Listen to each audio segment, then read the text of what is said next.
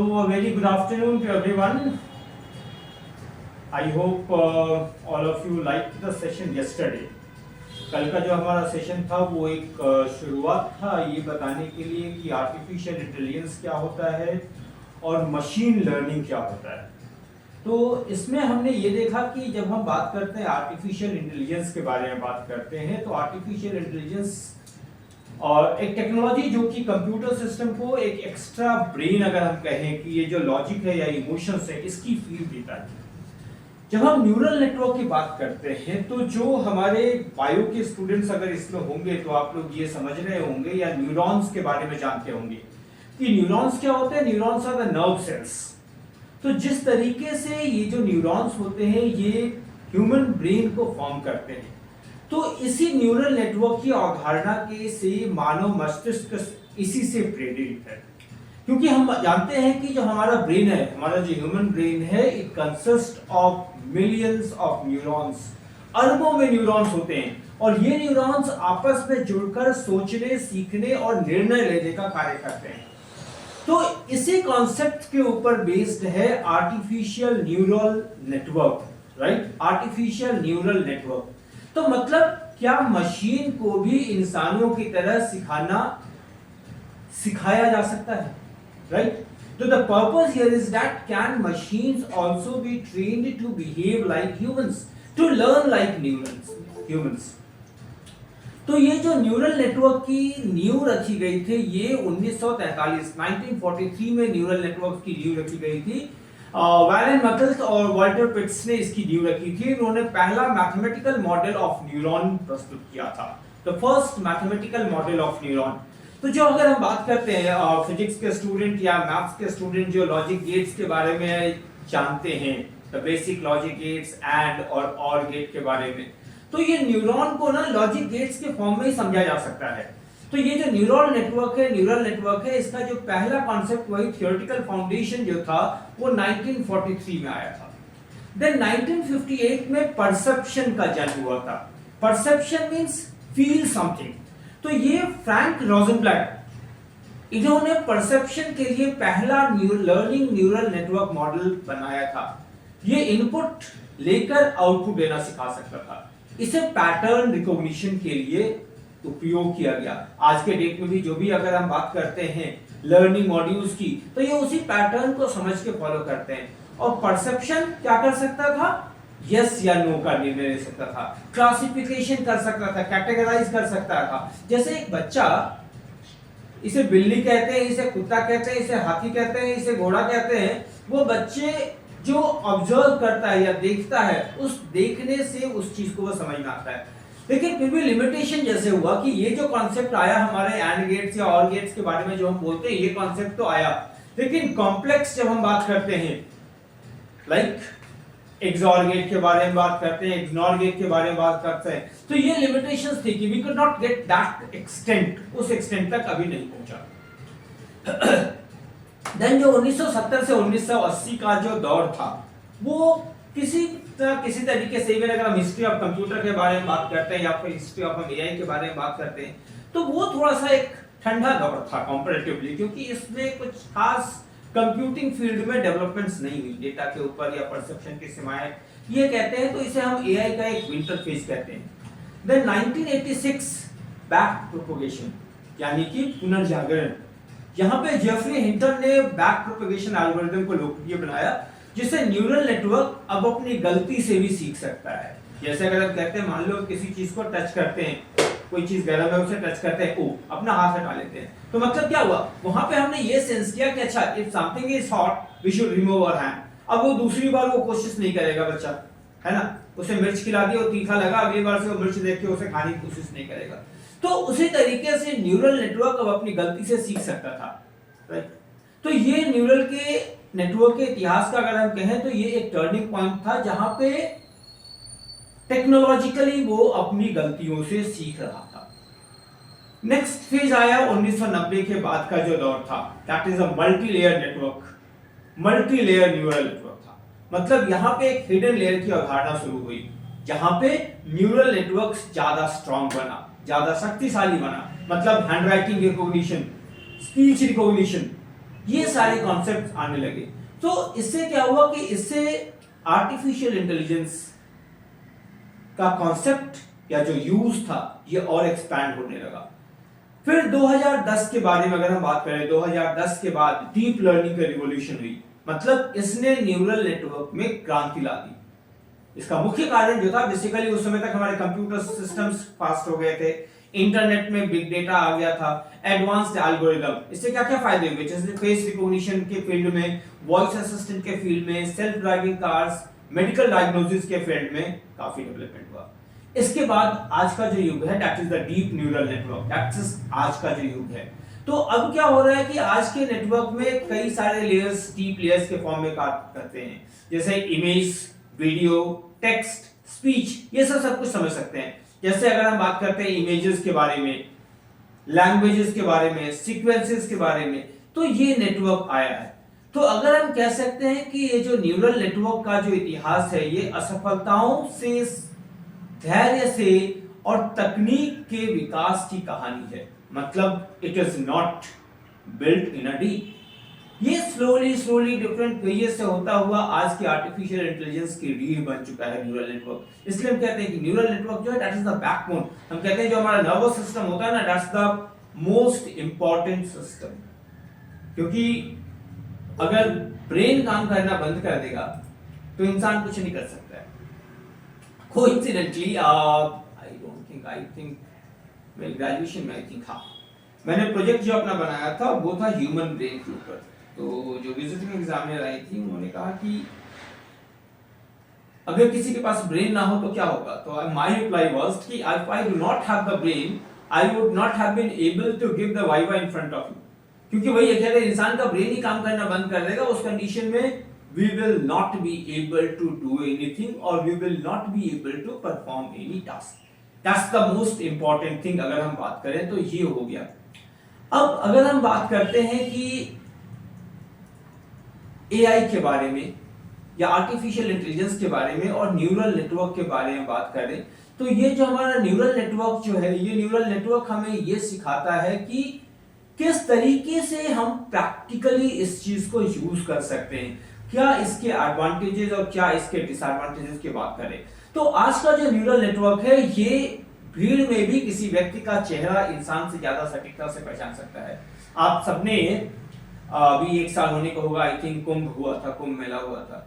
कुंभ मेले में जो AI बेस्ड कैमरास थे, उन्होंने काफी, कितने भी काउंटिंग की, कितने लोग आ रहे हैं, कितने लोग जा रहे हैं, कितने खोए पाए लोगों को मिलवाया, कितने लोग खो गए थे भीड़ में, और फिर वो AI की हेल्प से, AI कैमरास की हेल्प से फिर वो मिल पाए।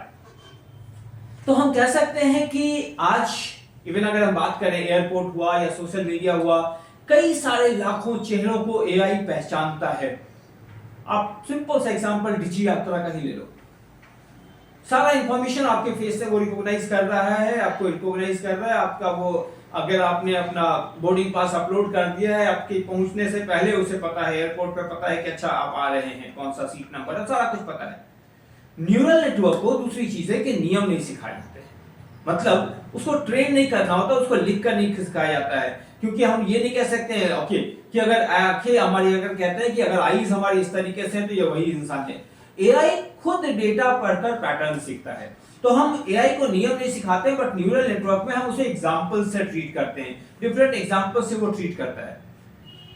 और न्यूरल नेटवर्क कई बार जो होता है कि ओवर कॉन्फिडेंस का शिकार नहीं होता है, राइट। हम कई बार अच्छा ये इंसान हम पहचानने में बोल सकते हैं अच्छा ये इसके जैसा दिख रहा है, लेकिन न्यूरल नेटवर्क में ये गलती नहीं होगी। दूसरी चीज, अगर हमारे पास बहुत ज्यादा डेटा हो जाए तो हमें कंफ्यूजन होती है, लेकिन न्यूरल डेटा के पास ज्यादा डेटा होने से बेहतर एल्गोरिदम बन सकता है, तो वो ज्यादा स्ट्रांग हो सकता है। I hope you understand this point कि अगर हमारा जो एनालिसिस का जो डेटा है, अगर डेटा ज्यादा होगा, ज्यादा डेटा के ऊपर अगर हम उसको रिसर्च कर रहे हैं, then it will be giving a more strong data. कई बार क्या होता है, अभी इलेक्शंस जो होते हैं तो उसके बाद जो इलेक्शंस की जो एनालिसिस होते हैं,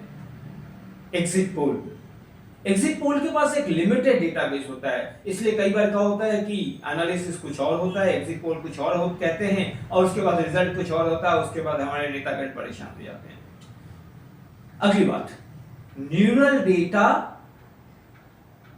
पुराना इंफॉर्मेशन भूलेगा नहीं। एक बार जो इंफॉर्मेशन इसके दिमाग में चली गई तो वो फिर वो किसी की नहीं सुनता है। वो इंसानों की तरह नहीं कि अच्छा आप लोगों की तरह से फर्स्ट सेमेस्टर में पढ़े थे, सेकंड सेमेस्टर में आए तो वो भूल गए, ऐसा नहीं होता है। इसके पास जो एक बार डेटा आ गया फिर ये किसी की नहीं सुनता। अगेन न्यूरल डेटा के बारे में जो एक बात कही जाती है या एआई के बारे में कि इट इज बायस्ड, ये भी ये हमें इंसानों से सीखता है, क्योंकि एआई खुद से बायस नहीं करेगा। एआई क्योंकि हम बायस्ड होते हैं तो उसी तरीके से एआई भी बायस हमसे ही बायस होना सीखता है। एआई पैटर्न्स को पहचानता है लेकिन अनुभव कर सकता है।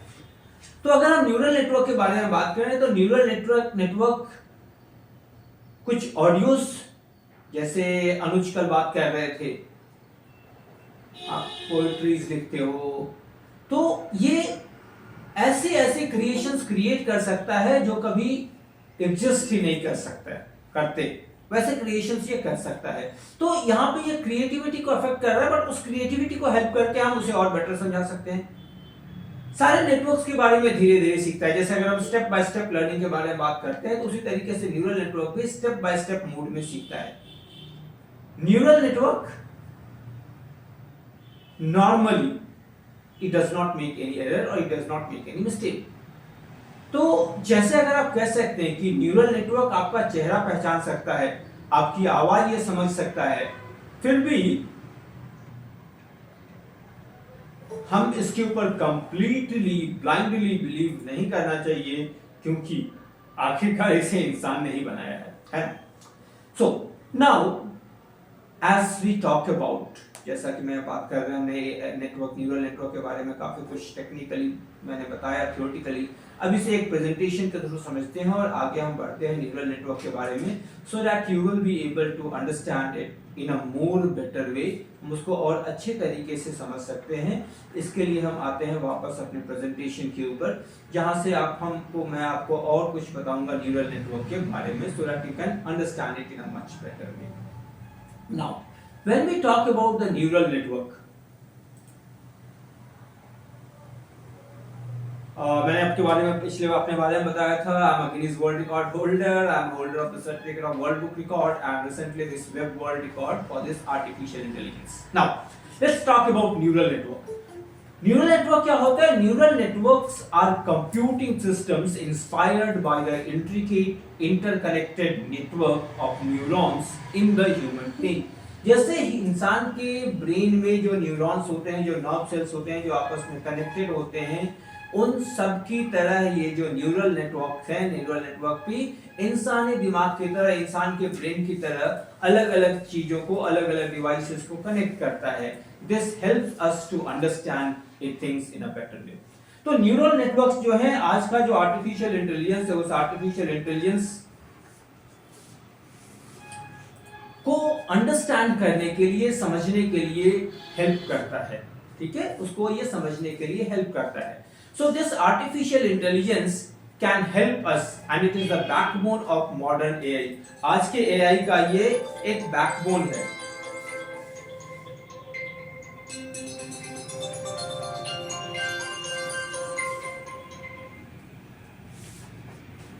Call of the phone. So neural networks are the backbone of modern AI, जो कि हमारे नेटवर्क्स को, कंप्यूटर विजन को, नेचुरल लैंग्वेज को समझने में ये हेल्प करता है। Now when we talk about this neuron, जैसे हमारे जो बायोलॉजिकल न्यूरॉन होते हैं, there are dendrites, there is the cell body, there is the axon, there is the synapse. Dendrites क्या करते हैं? They receive the electrochemical signals from other neurons. The body of the cell, that is the soma. Axon that transmits the output signal away from the cell body to other neurons. Synapse specialized junctions where the neurons communicate, जहां पे ये neurons आपस में communicate करते हैं। So जिस तरीके से सारे nerve cells, सारे neurons एक दूसरे से जुड़े हुए होते हैं, उसी तरीके से जो biological neurons हैं, ये neurons भी connect करके एक दूसरे के साथ then they form this structure. Now when we talk about this artificial neuron, artificial neurons के अंदर भी हमारे पास क्या क्या होता है, they have the input and the weights. Inputs क्या होते हैं, the numerical values fed into the neurons, जो हमारे पास जो न्यूरॉन्स में जो फीड किए जाते हैं ये वैल्यूज होते हैं। Now this values, this neurons each multiplied by a specific weight, और ये जो वेट्स होते हैं this represent the importance of the input and the mirroring of the synaptic string, किस तरीके से ये आपस में कनेक्टेड होते हैं। Then when we talk about summation and activation, तो ये समेशन मतलब कि ये जो सारे नेटवर्क्स हैं ये आपस में एक दूसरे के साथ कनेक्ट होते हैं and then it is pass through the activation, activation के लिए पास ऑन होते हैं, जिससे कि एक लीनियर वे में, एक सीक्वेंशियल वे में न्यूरॉन्स काम करते हैं। Then when we talk about the output generation, अब ये जो एक्टिवेशन होता है इससे जो न्यूरॉन्स फाइनल सिग्नल जो हमारे पास आता है, this signal is then passed on as input to other neurons, जिससे कि आगे की ओर फ्रेमवर्क जाता है। So this is the basic structure how these neural networks function. अब अगर हम एक कंपैरेटिव एनालिसिस करें, बायोलॉजिकल न्यूरॉन्स मतलब हमारे ये दिमाग वाले न्यूरॉन्स और ये जो आर्टिफिशियल न्यूरॉन्स है जो कंप्यूटर के अंदर आर्टिफिशियल इंटेलिजेंस के लिए, so this operate on electrochemical signals. ये जो हमारे बायोलॉजिकल न्यूरॉन्स होते हैं ना, they work on the electrochemical signals, they exhibit immense structure and functional diversity, right? They exhibit immense structure and functional diversity. They learn through complex biological mechanism adapting over long periods. ठीक है, वो मतलब biological process से वो काम करते हैं। Artificial simplicity, they are simplified mathematical models, mathematical models के ऊपर ये काम करते हैं टेक्निकल वे में। Designed for computational efficiency and specific task, specific task के लिए कंप्यूटेशन कैलकुलेशंस के लिए यूज करते हैं। They learn via algorithms, algorithm से, बैक प्रोपगेशन से and by adjusting weights systematically, इस तरीके से ये काम करते हैं।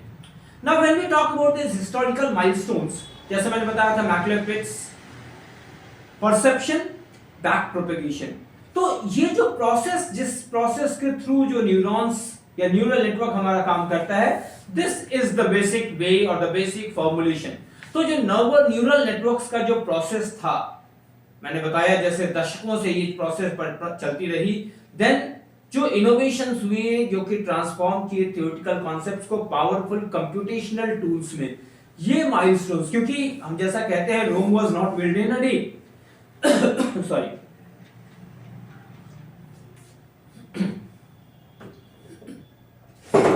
उसी तरीके से जो नेटवर्क है वो नेटवर्क या न्यूरल नेटवर्क का कॉन्सेप्ट एक दिन में नहीं हुआ है, ये कई सालों की जो रिसर्च है, डिफरेंट साइंसेस का जो अलग अलग मैथमेटिशियंस, अगर जो फिजिक्स हमारे जो साइंटिस्ट हैं, मैथमेटिशियंस हैं, इन लोगों के रिसर्च वर्क का ये एक नतीजा है।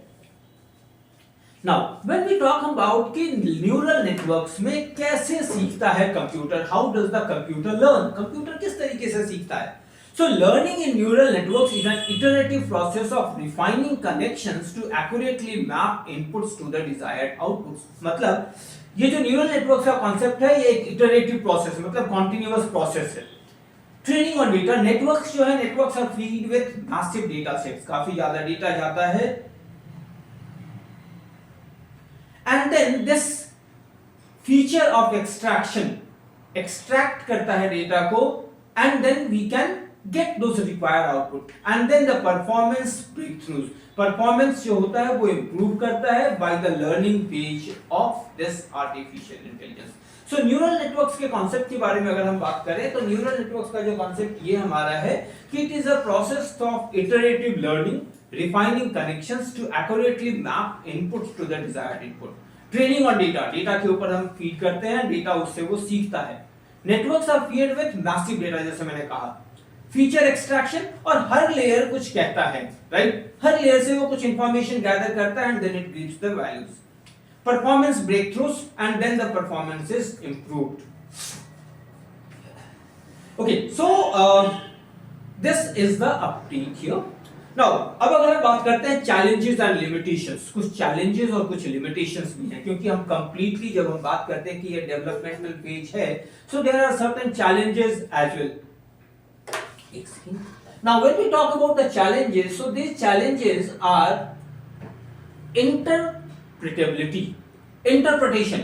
Understanding the why behind a neural networks decision, जैसे अगर कोई एक डिसीजन लिया गया तो क्यों लिया गया, why this decision was taken, क्यों इस तरीके से ये काम किया। तो इस चीज को जब ये कंप्यूटर समझेगा उस समय उसको वो एनालिसिस के लिए यूज करेगा। So by the help of this it can pose challenges in critical applications. अगर कभी वो फिर से कोई वैसा सिचुएशन आएगा then it will react accordingly.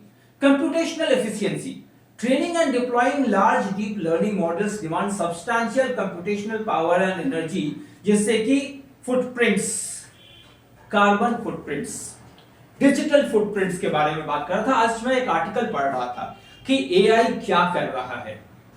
AI बहुत कुछ कर रहा है। अभी कुछ दिनों पहले, शायद एक दो दिन पहले आपने न्यूज में सुना होगा कि एक इनकम टैक्स का एक अपडेट आया है कि उन्होंने लगभग करोड़ों का एक घोटाला हुआ था उस चीज को। पहले क्या होता था कि बैकडेट में सिग्नेचर्स जाते थे, बैकडेट में बिल्स जनरेट होते थे। वहां पे क्या हुआ कि एक फॉन्ट यूज हुआ था, बिल था 2002 का, और जो फॉन्ट यूज हुआ था वो फॉन्ट 2006 का था। वो शो किया गया था कि 2002 का बिल है, वो साइन इन 2002, और वो जो फॉन्ट है वो फॉन्ट 2006 में है। अब यहां से उस चीज को एनालाइज किया गया कि हां कि ये बिल गड़बड़ है। रेडियो कार्बन डेटिंग के थ्रू अगर एक बिल है, वो पेपर कब जनरेट हुआ है, वो पेपर कब बना है, वो पेपर कब मैन्युफैक्चर हुआ है, वो डेट मैन्युफैक्चर करके पता किया जा सकता है कि इट्स फॉर्जरी। तो काफी चीजें हैं जो प्रैक्टिकली एआई सिस्टम को, टेक्नोलॉजी को हैंडल करने में मदद कर रहा है, और ये काफी इफेक्टिव हो रहा है। Robustness and bias, neural networks जो है that can be vulnerable to subtle adversarial attacks and may perpetuate और एम्प्लीफाई बायसेस। जैसा मैंने बताया कि बायसिंग को भी एआई प्रिवेंट कर सकता है। तो इस एआई के बारे में अगर हम बात करें तो एआई जो हमारा है इस चीज को हेल्प करने में समझ रखेगा। Now when we talk about the future scope of the neural network, अगर हम बात करते हैं भविष्य एआई का, the horizon for the neural network is expanding rapidly with exciting advancements set to redefine their capabilities and applications. Autonomous systems driving the next generation of self-driving cars, robotics and intelligent automation across various industries. काफी सारी industries में इसको automate, चीजों को automate करने में help कर सकता है। Personalised medicine, revolutionizing drug discovery, diagnostics and tailored treatment, they help to individual genomic and health data. Real time mode में काम करने में हेल्प करता है, enabling instant decision making and responsiveness in edge directed IoT, Internet of Things and complex adaptive systems. Architectural innovations, AI system के through चीजों को समझने में, स्पेस मॉडल्स के लिए, हायर एफिशिएंसी के लिए, स्केलेबल एंड परफॉर्मेंस बेस्ड चीजों में एनालाइज करने के लिए हम यूज कर सकते हैं न्यूरल नेटवर्क्स को। अगर हम फ्यूचर की बात करें, लुकिंग अहेड, न्यूरल नेटवर्क का क्या फ्यूचर है। फ्रॉम द इनिशियल अगर हम बात करते हैं brain inspired models to the development of trillion parameter super intelligence, neural networks जो है they are continuously evolving at an unprecedented pace. इससे क्या होता है कि एक जो ऑनगोइंग इवोल्यूशन हमारा है, it promises transformative impacts across all the industries. Artificial neuron से ट्रूली आर्टिफिशियल जनरल इंटेलिजेंस में काफी लंबा दौर रहा है and it will B innovation के हेल्प बिल्ड में काफी ज्यादा ये मददगार होगा।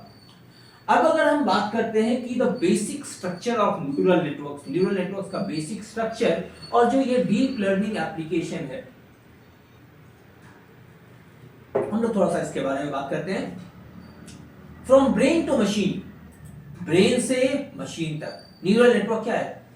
Neural networks are computing system inspired by the human brain's intricate structure. इंसान के ब्रेन को मिमिक करने के लिए वो किया गया है। Artificial neurons process inputs and produce outputs. Inputs को एक्सेप्ट करते हैं और आउटपुट प्रोड्यूस करते हैं। They learn complex patterns from data without explicit programming. बिना किसी प्रोग्रामिंग के कॉन्सेप्ट के ये डेटा को ऑब्टेन करने में हेल्प करते हैं। अगर हम बात करते हैं एक न्यूरल नेटवर्क के कंपोनेंट्स में, तो we have neurons, connections and layers. Neurons, the basic processing units जो इनपुट्स हैं, they are the neurons. Connections, weighted links between neurons that define the strength and influence of signal transmission across the network. Networks के बीच में communication के लिए help करते हैं. Then अगर हम बात करते हैं layers, layers they are the organized into input, hidden and output layers forming the hierarchical architecture of the network. Right, network को divide करके and forming the hierarchical architecture of the network, network को analyze करने में help करने में ये help करते हैं. Okay, अब अगर हम बात करते हैं, ये आप एक न्यूरल नेटवर्क्स का स्ट्रक्चर आप ये देख सकते हैं. That is input layer, hidden layer and output layer. Input layer, hidden layer and output layer.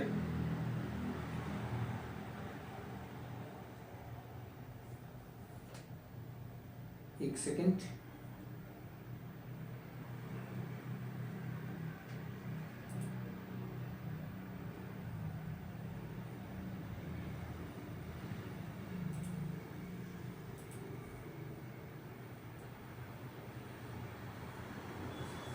So input layer, hidden layer and output layer. Input layer जहां ये डेटा ऑब्टेन करता है.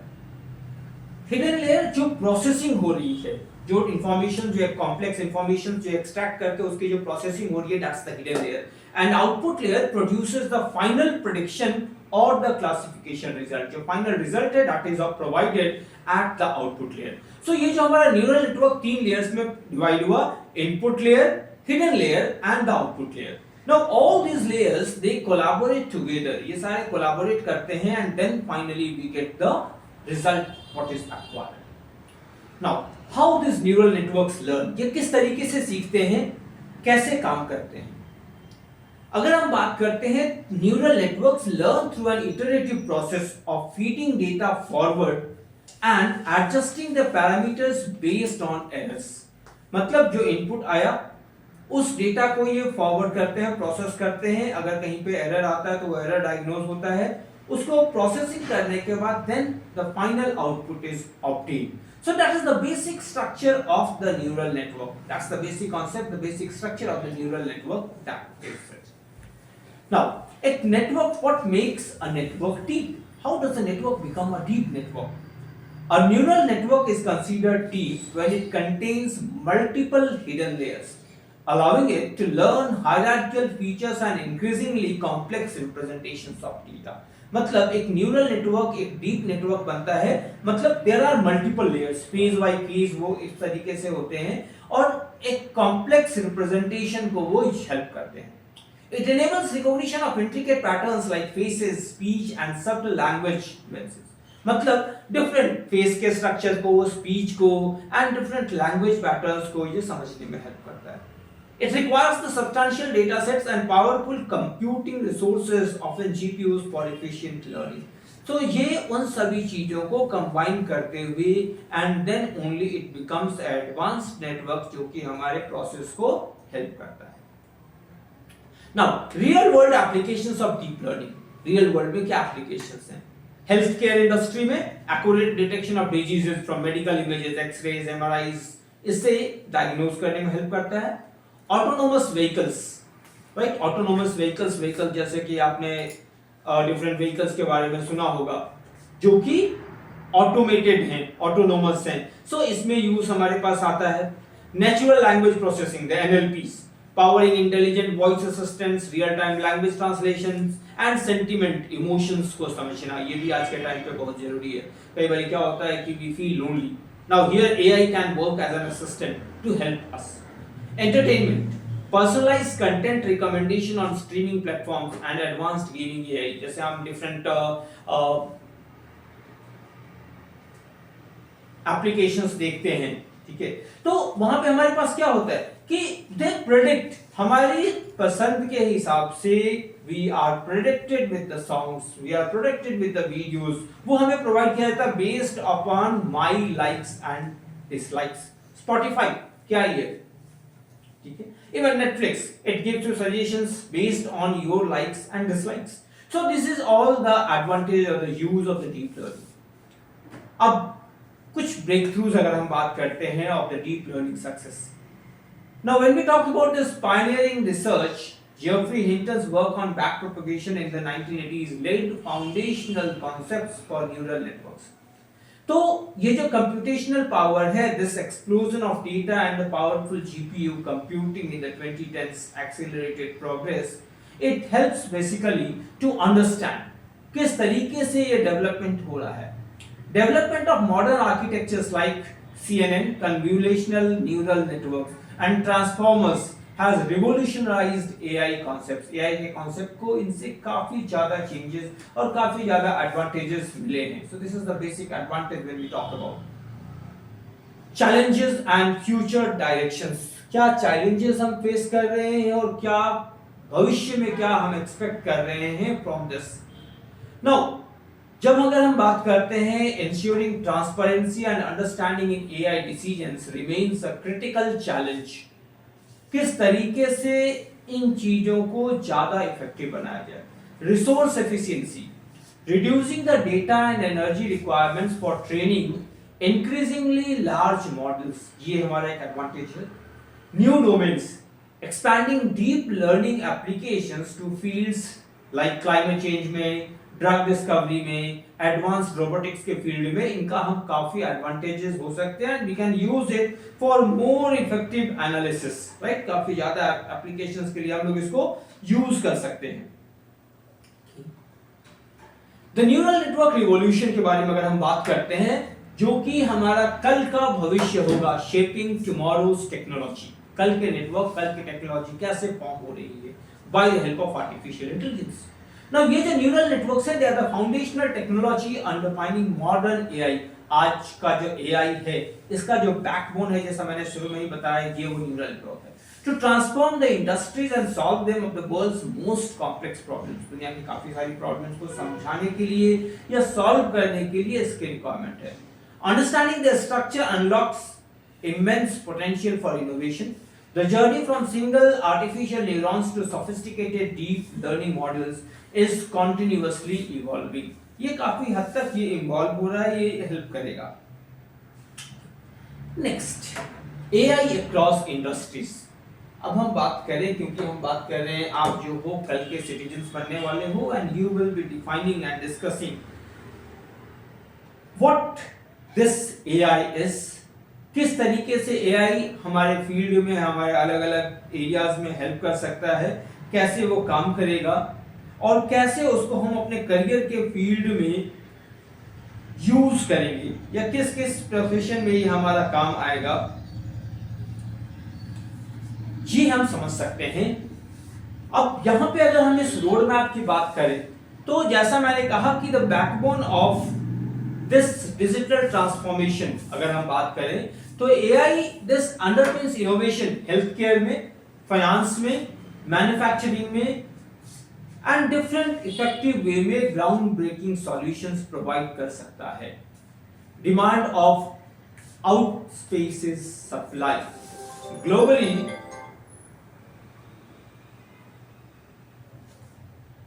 There are the need of the AI talent, जो कि exceed करता है availability को, और हमारे देश में ही 1.4 मिलियन AI यूजर्स हैं, प्रोफेशनल्स हैं, जो कि हाईलाइट कर रहे हैं उस अपॉर्चुनिटी को. Now when we talk about beyond traditional roles की अगर हम आगे बात करें, तो AI careers now span a wide spectrum including AI product managers, different specialist जो कि AI में सेफ्टी और रिसर्च के बारे में बात करते हैं, and moving beyond just coding, क्योंकि AI का मतलब केवल कोडिंग ही नहीं है. AI का मतलब है एनालिसिस, और उस एनालिसिस के हेल्प से किसी भी चीज को यूज करना एक प्रॉपर तरीके से. Next this AI builder. हमारे पास AI बिल्डर्स मतलब जो डेवलप कर सकते हैं, AI सिस्टम्स को डिप्लॉय कर सकते हैं. आपको लैंग्वेजेस से पाइथन हो गया, टेंसरफ्लो हो गया, पाइटॉर्च की जानकारी होनी चाहिए. You can become a machine learning engineer. आप ML मॉडल्स अलग अलग बना सकते हैं, डेटा पाइपलाइंस डेवलप कर सकते हैं. You can become a data scientist. Meaningful insights और पावरफुल प्रेडिक्टिव मॉडल्स आप डेवलप कर सकते हैं. MLOPs manage the seamless deployment, monitoring and maintenance of AI models आप डेवलप कर सकते हैं. एआई रिसर्चर आप बन सकते हो, जिससे के थ्रू आप इनोवेट कर सकते हो new algorithm, architecture and theoretical foundations. AI product manager आप बन सकते हो, जिससे कि एआई टेक्नोलॉजी में क्रिटिकल बिजनेस स्ट्रेटजी आप डेवलप कर सकते हैं। So these are the basic advantages. Different fields जहां पे यूज होता है हमारा एआई, हेल्थ केयर में यूज हो सकता है। Power diagnostics are revolutionising medical accuracy and speed, leading to earlier detection and better patient outcomes. Finance के फील्ड में यूज हो सकता है सोफिस्टिकेटेड फ्रॉड डिटेक्शन सिस्टम्स में, और एआई हमारे काफी सारे कॉन्सेप्ट्स को हेल्प करने में हमारी मदद कर सकता है। In the field of manufacturing, maintenance industry में, मशीनरी में डाउन टाइम को काफी रिड्यूस कर सकता है। रिटेल इंडस्ट्री में चीजों को समझने में, सेल्स ग्रोथ को समझने में और उसके प्रैक्टिकल एडवांटेजेस को समझने में भी हेल्प कर सकता है।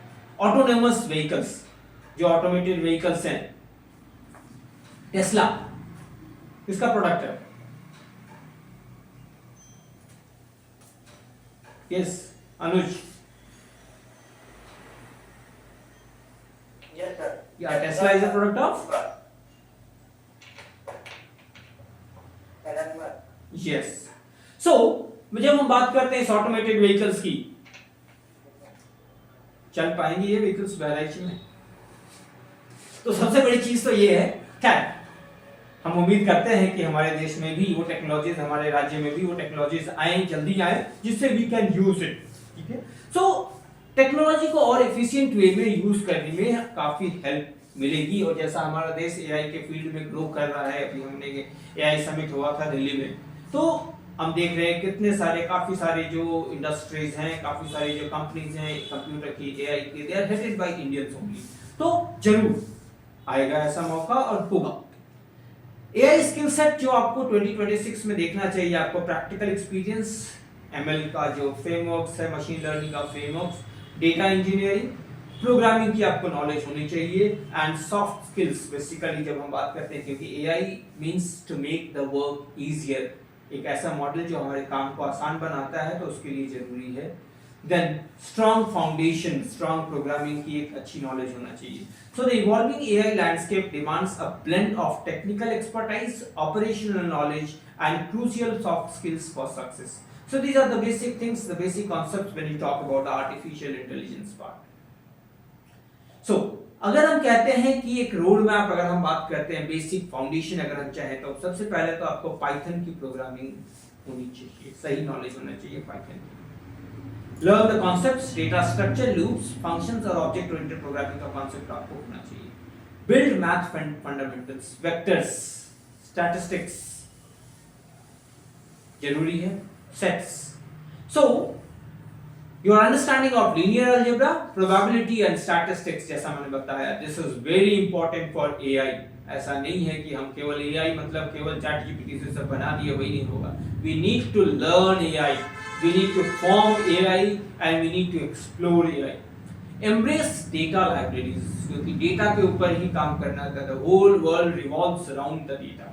सब कुछ वो डेटा के ऊपर ही है। जियो वाला 5G प्लान का डेटा नहीं, but actual data, the raw facts and figures, ये डिफाइन करते हैं कि किस तरीके से आपका नेटवर्क, किस तरीके से आपका डिवाइस सा काम करेगा। Practice version control. Utilize the GitHub for collaborative different purposes we can allow.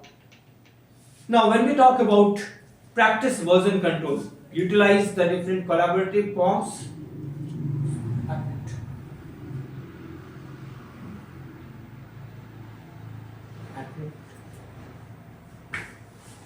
One second.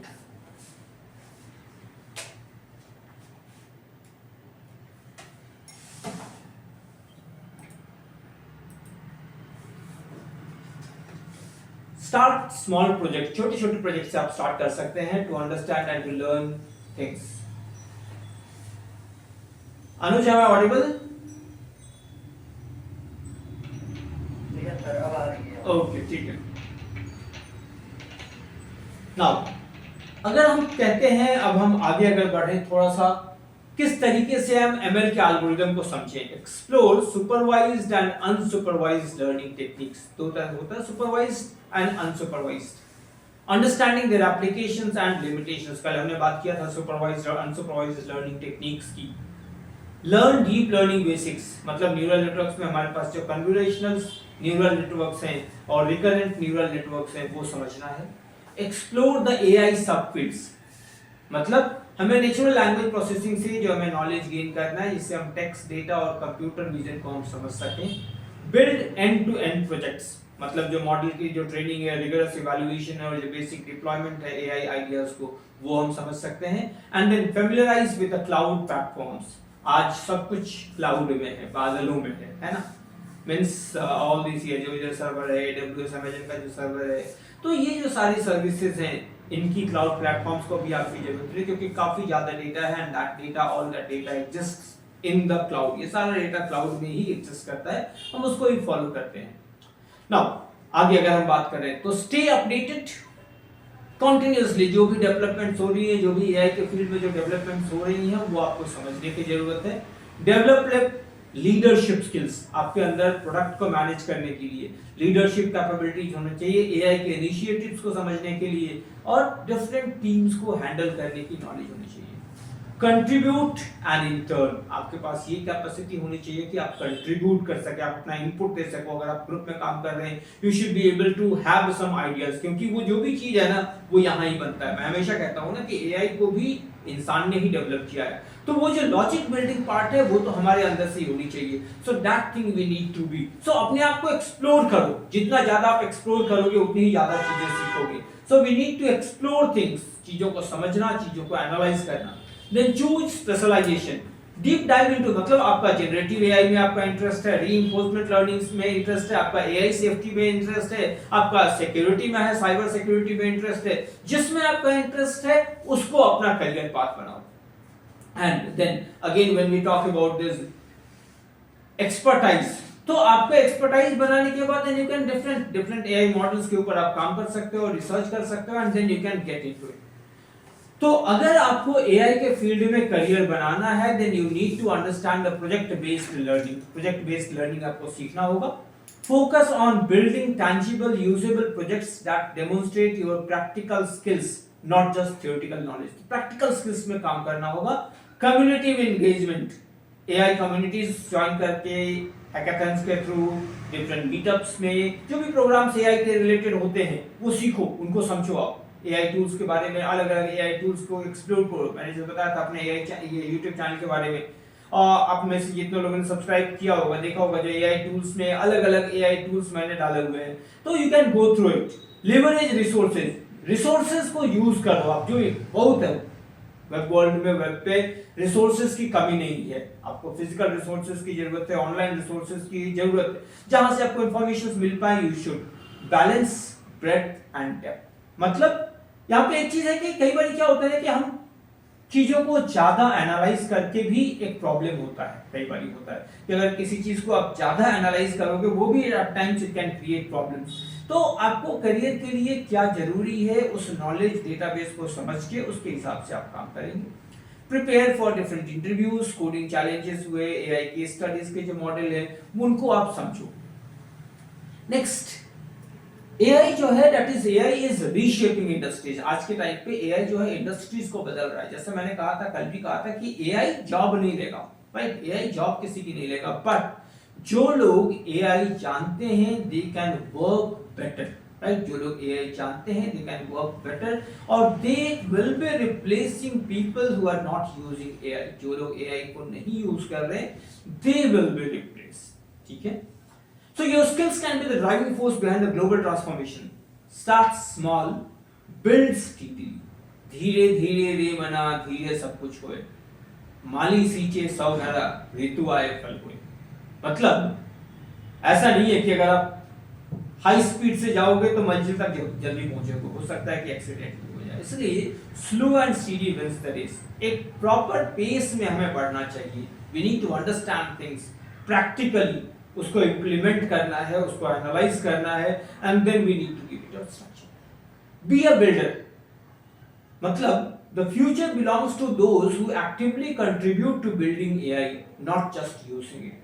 तो बी अ फॉर्मेटर, फॉर्मेशन के लिए आप काम करो जिससे कि you can help people understand things, right? People can understand, people can learn from you. कुछ ऐसा करो जिससे लोग आपको फॉलो करें, rather than you following people, let people follow you. कुछ ऐसा करो कि लोग आपको फॉलो करें. And take the first step. कभी भी हेजिटेट नहीं करना. आप अपनी एआई की लर्निंग जो है वो रोड मैप बनाओ और उस रोड मैप पे आप बढ़ो, आगे बढ़ो.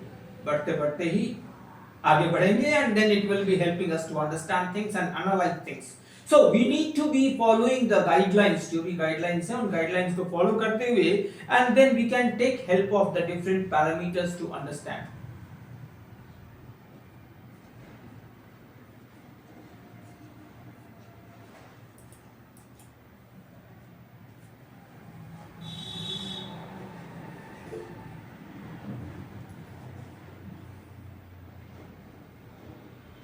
Yes, Amit.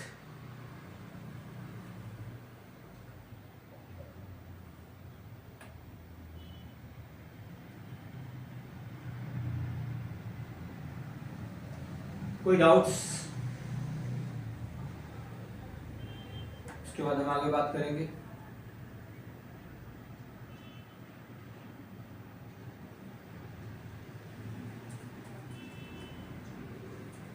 आपको अगर कुछ डाउट्स है तो आप पूछ सकते हैं, उसके बाद हम थोड़ा सा कुछ और बात करेंगे आगे. या जब एनएलपी पढ़ते हैं जनरल लैंग्वेज प्रोसेसिंग, तो यहाँ पे दो तीन टर्म टोकेनाइजेशन और यूनिफिकेशन. ओके. यानी कि जब हर एक शब्द को वर्ड्स में जब मतलब पूरे पैराग्राफ को जब शब्द में जब तोड़ते हैं टोकन में, के बाद में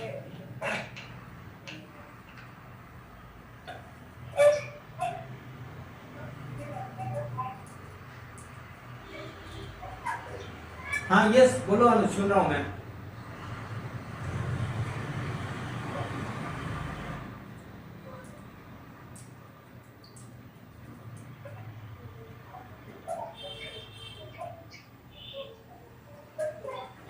हाँ ये तरकीब, ये वर्ड इंग्रेडिएंट और तरकीब, ये टोकेनाइजेशन में तरकीब अंतर क्या होता है? टोकेनाइजेशन और ये वर्ड इंग्रेडिएंट. ओके.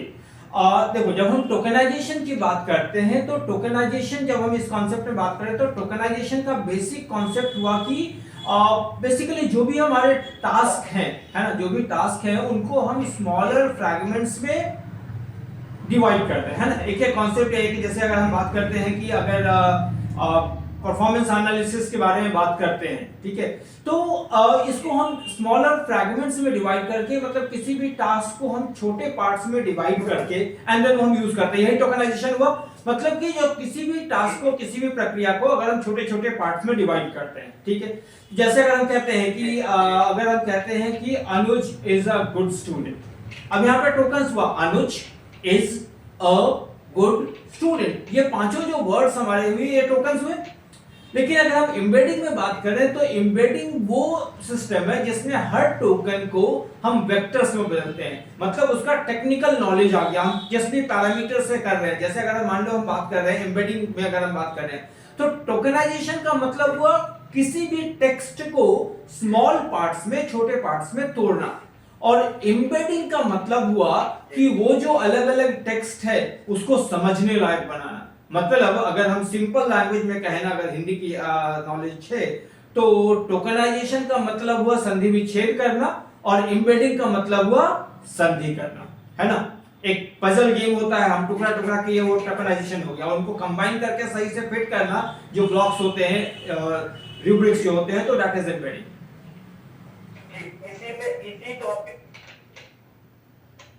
इसी टॉपिक में हम करके पढ़ते हैं ट्रांसफॉर्म मॉडल. Transformer model. हाँ हाँ हाँ. तो तरकीब ये ट्रांसफॉर्मर मॉडल, ये तो ये नहीं पैरेलल से तरकीब कैसे अलग है तरकीब?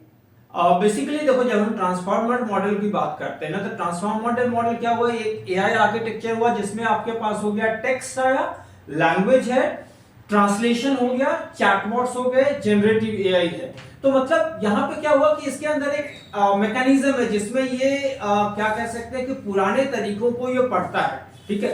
मतलब पूरे एक तरीके से अगर आप कहो तो पूरे स्ट्रक्चर को अंडरस्टैंड करता है, समझता है। और जैसे अगर हम बात करते हैं ये आरएनएन के बारे में बोल रहे थे ना, तो आरएनएन के बारे में अगर हम बात करें तो आरएनएन जो हमारे पास हुआ कि उस मॉडल को समझने के बाद और रीजन एनालाइज करता है, ठीक है।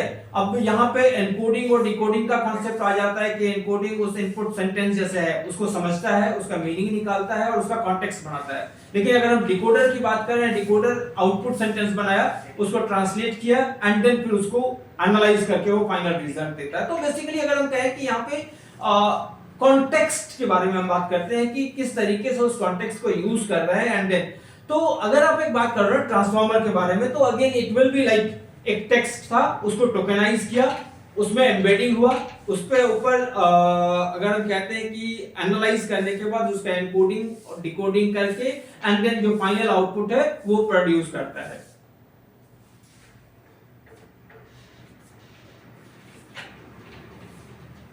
और अनुज बाकी लोग भी अगर आपको कुछ क्वेरी है तो आप पूछ सकते हो।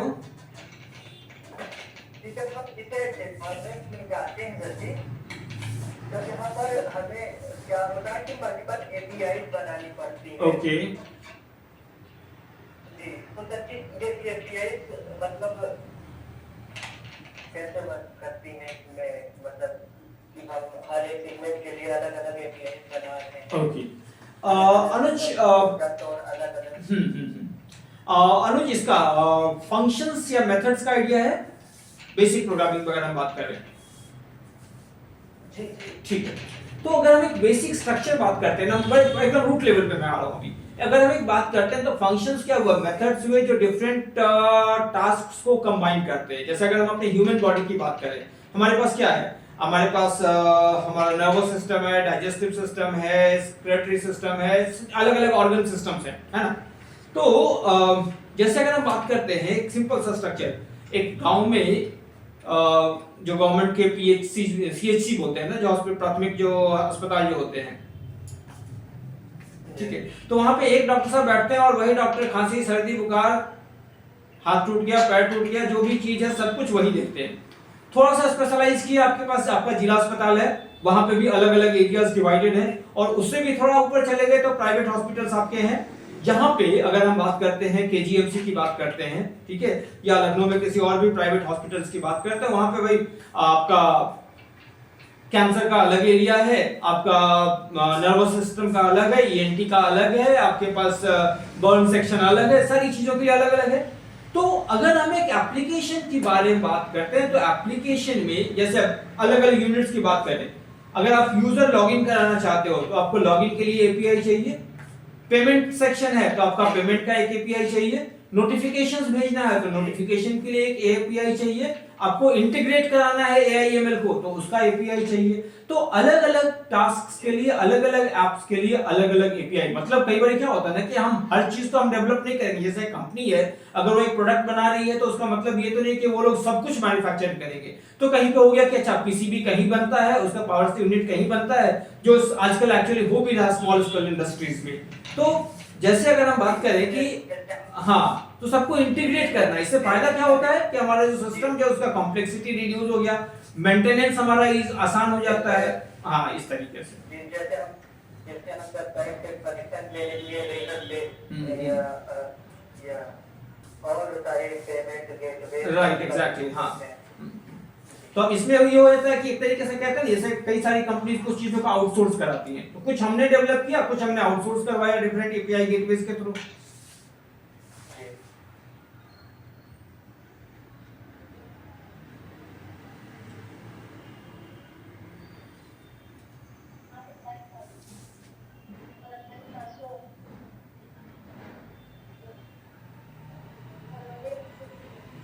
हाँ, और कोई कुछ डाउट्स?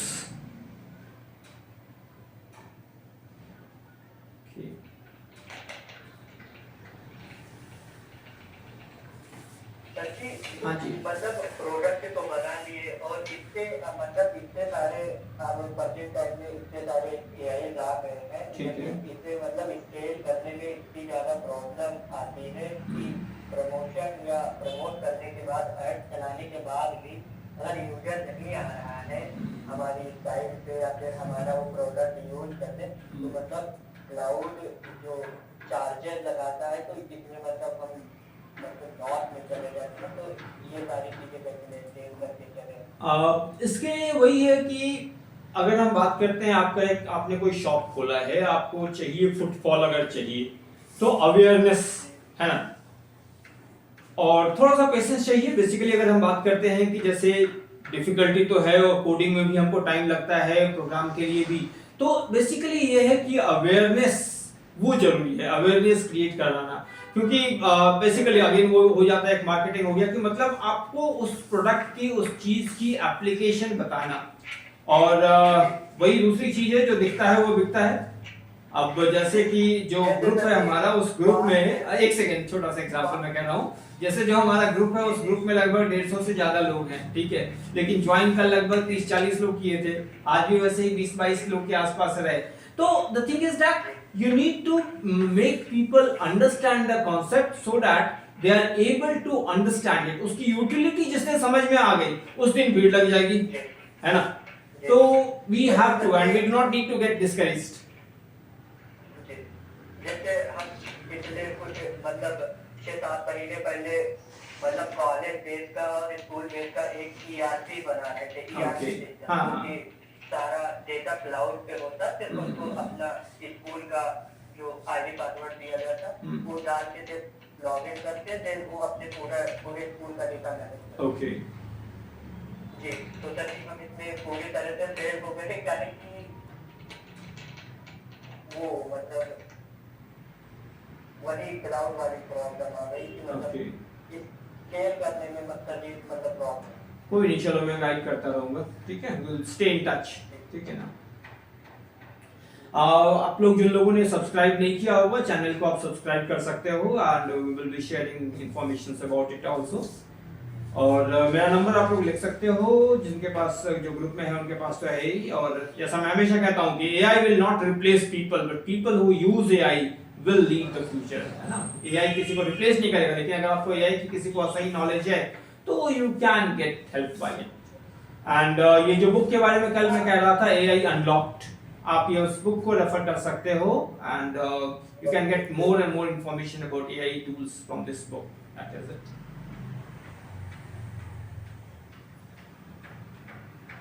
कुछ डाउट्स अगर हैं तो we are welcome, otherwise we will end the session now.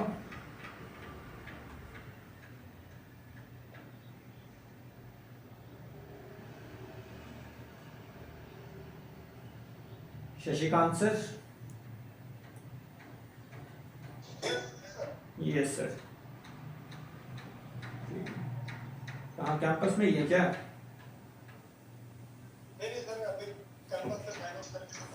Okay, okay. So students, I hope things are clear, and अगर फिर कभी कुछ doubts हो तो we can get into it and we can get updates, we can get some information about that also। कभी भी कुछ हो तो I am always there for you all। Sir number बताओ। 9835 35390 मैं चैट में भेज दे रहा हूँ, मैं चैट में भेज दे रहा हूँ।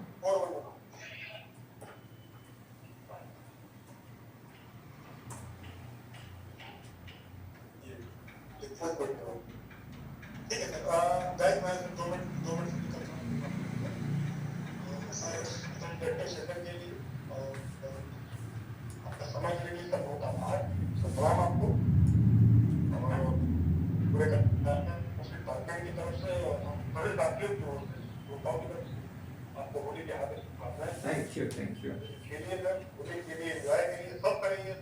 thank you। Sure, sure। Thank you, and thanks to all of you। ठीक है sir, thank you। Okay। Okay, thank you. What we are going to end up. Yeah, I'll be sharing the link again today. Thank you.